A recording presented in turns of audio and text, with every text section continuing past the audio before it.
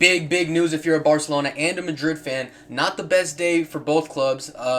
Pedri out with an injury. I'll be talking about that. We'll talk about Lamine Yamal and his discomfort that he's been feeling for a few months. And Vinicius Jr. and Xabi Alonso have not made up since El Clasico. This is big news that affect two of the biggest clubs on the planet. Please subscribe if you are interested in watching more. This came out earlier today. First team player Pedri has suffered a tear in the distal bicep femoris muscle in his left thigh. The player recovery will dictate his return to action. This came out earlier today. It was unclear how bad the injury was, how long he would be out. It just got confirmed like about 30 minutes before I even fucking recorded this video. Breaking Pedri out for more than a month. He will miss the game against Chelsea and Atletico. Obviously, this is a massive blow. Pedri is by far the most important the most important player on this team. And I'm gonna be honest. I'm gonna tell Barcelona fans a bit of a sobering truth if they haven't got the MO just yet. Tune out. Don't expect anything for the rest of 2025. Expect stuff for the season, for the 25-26 season, but for the calendar year of 2025. Do not expect much from this team. Yamal is playing without a ball. Literally, this nigga's dick is fucked up right now. Pedri is out for a month. Christensen and Frankie de Jong just got food poisoning from our own cafeteria the week of El Clasico. Gavi's still out. Dani Olmo, they still don't even know what the fuck this nigga's on. Lewandowski is out playing like this guy is out in the woods doing some shit. Niggas don't even know where he's at. Who else, bro? Who else is out with injuries right now? I wouldn't be surprised if Balde just gets injured in a few weeks and misses out a few games as well. Ferran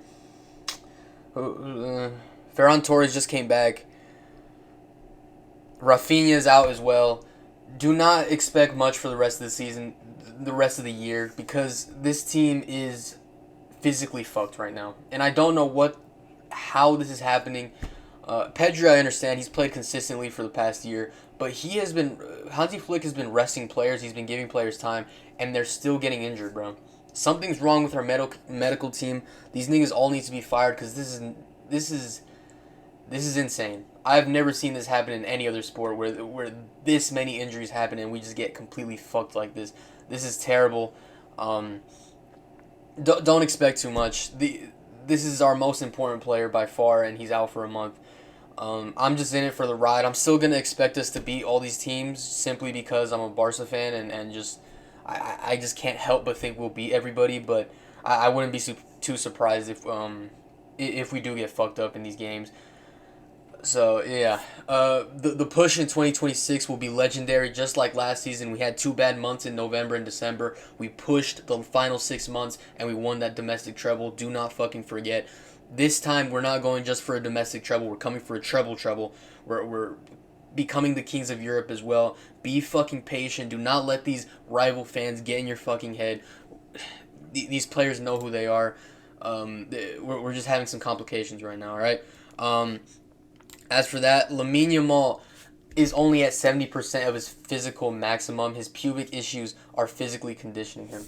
Now, this is obviously a lot of meme material for these fucking weirdos that like to clown on him and his girlfriend and like to claim some utterly ridiculous shit.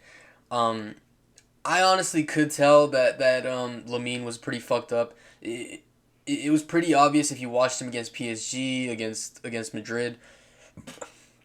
He made that one run against PSG in the starting minutes, and then just decided to pass the ball off for the remaining 80 minutes.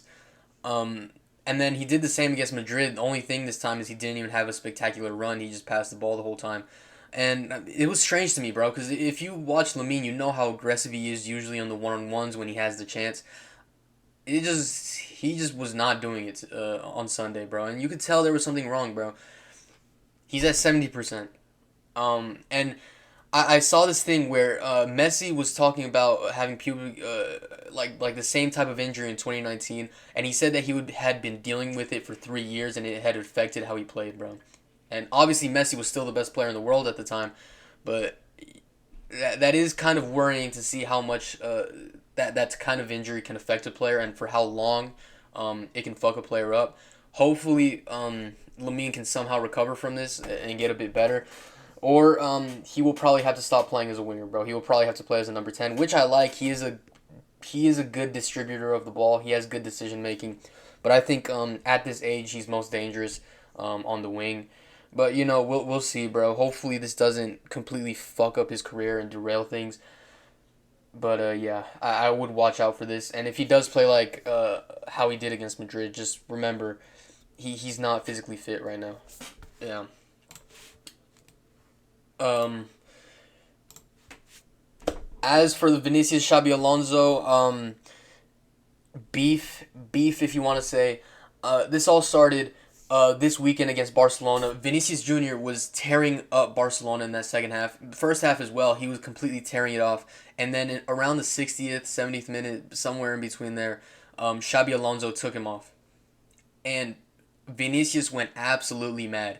And, contrary to popular belief, even though I fucking hate this player, I honestly get his rage, bro. He was fucking up Koundé on the left side, dude. Just messing him up. Barca could not contain him. And then out of nowhere, Alonso just took him out for Rodrigo for no fucking reason. And they lost that threat because Rodrigo is not as dangerous of a player. Um, and he completely lost it. He went down the tunnel a little bit, came back, fucking cussed out Xabi Alonso. He was yelling like this, like, he was like, nigga was crashing out, bro. And apparently they have still not made up. Vinicius does not get along anymore with Xabi Alonso. The Brazilian let his agent know during the last week of summer that he would want to leave Real Madrid if the Spanish coach didn't consider him indispensable. If the situation doesn't change, he won't extend his contract. This was pretty much an unheard of, unbelievable concept a few years ago for Madrid fans. Vinicius Jr. leaving, considering he was the main man. This idea that he could leave the club started with Mbappe, because he was pretty much taking all of his shine, taking all of his shit, and now seems like this is even more of a possibility than it was a year ago, bro. Honestly, if I'm a Madrid fan, I'll be pretty upset. Vinicius Jr. Was a big part in those two UCL championships in the last 5 years. So yeah, we'll see. And Xabi Alonso seems like a stubborn ass guy. I don't think he's just gonna give in and just let Vinicius do what he wants. So big deal. Then club sources said players were upset to find they now had little freedom to express their qualities on the pitch, contrasting Alonso's more demanding and rigid approach with how things were under Ancelotti. A person close to a player said that the team had gone from having a coach who was hardly involved in training session to one who seems like just another player. Some of them have won so much without doing these things that when these have been imposed on them, they have complained, the sources said. So apparently it's not even just Vinicius. It's the Madrid locker room, bro. The entire team is saying this, man. And it does seem like it's a funny time for all of this to like come out right after Vinicius has some problems. I wouldn't be surprised if he had some part in this happening, but I on this part, Alonso is just trying to establish some type of of, of order and regulations on things, and Madrid players are crashing out because Ancelotti just let them do whatever they want. Sure, they won a few Champions Leagues with Ancelotti, but they never played really good football, bro. Last season they got exposed bad. They lost every big game that they had, and just didn't look impressive at all. They look a lot better this season. They look a lot better defensively. Going forward, they don't lose the ball as much. They're able to hold on to it a lot better. They're more efficient in the counterattack. And I do think they are a vastly superior team to what they were last season. Obviously, they think they're hot shots and shit, but I don't think they're valid in this point. I think Alonso's right to put some type of regulations on training. Like it's normal shit that every club goes through. Yeah, it's a bit of a strange one. I wouldn't be surprised if it's not even real at all. Then Vini Jr. came out with a statement today. Today I want to apologize to all the Madristas from Fabrizio Romano. Today I want to apologize to all the Madristas for my reaction when I was substituted in the Clásico. Just as I have already done in person during today's training, I also want to apologize again to my teammates, the club, and the president. No manager. Didn't apologize to the manager. Sometimes passion gets the better of me because I always want to win and help my team. My competitive character stems from the love I feel for this club and everything it represents. I promise to keep fighting every second for the good of Real Madrid, as I have done since the first day. Now, if you could tell, there is a glaring issue with this apology that Vini sent out this morning. He didn't apologize to Xabi Alonso, bro. He mentions the teammates, the club, and the president. He doesn't mention Xabi Alonso, the manager, bro. Just a little thing to remember, bro. I don't know. I don't know if this is gonna be very I don't know how this is going to end. Just in details of how Vinicius Jr. apologized today. So this is basically a recap of how he went about apologizing to his teammates and then social media. He arrived to training on time and before it started. He was the one who gathered all his teammates and explained to them what he later posted on social media. So this happened before he posted to social media, which is good. He should be doing that. In that meeting, only the players were present without the technical staff. No Xabi Alonso again. The anticipated conversation between Xabi Alonso and the player has not yet taken place. This gets fucking good, bro. As a Barca fan, obviously this is good news because we want Madrid to beef all the time. We do not want them to be on good terms with each other. We want them fighting. Even though they just beat us, this is good news.